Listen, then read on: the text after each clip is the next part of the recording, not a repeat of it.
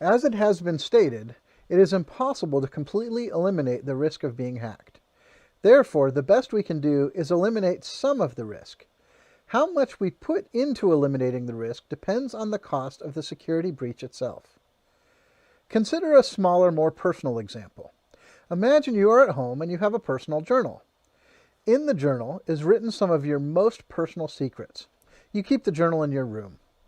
Outside your room, there is a risk. Your brother wants to get a hold of the journal for the endless hours of amusement it would bring him. Is it possible for you to eliminate all risk of him reading the journal? There are several solutions to your dilemma, each at varying levels of cost and effectiveness. You could hide it. That would have a relatively low cost and might be effective. Putting a lock on your door might be more effective, but could cost more. There might also be regulations regarding that approach as well. Moving to the more absurd and more expensive solutions, we could buy a Doberman to guard our room, or hire a security guard, or set up a death trap. At a certain point, however, the cost of the solution is more than the risk of losing the journal, or in some cases, completely out of our budget. So what is the appropriate solution? The cost of the solution is easy to determine. The difficult part is determining what the cost of losing the journal is.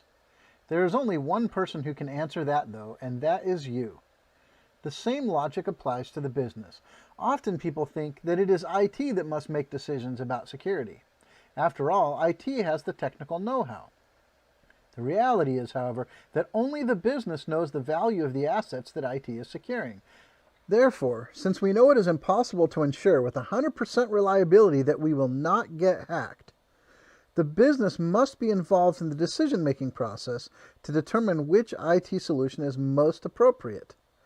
This is what we refer to as governance, and it is one reason why it is beneficial that decision-makers in business understand IT. In order to do a deeper dive into IT risks in business, we will be using a model created by George Westerman, a principal research strategist with the MIT School of Management.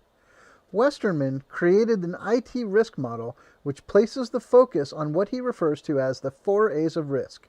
These are availability, access, accuracy, and agility.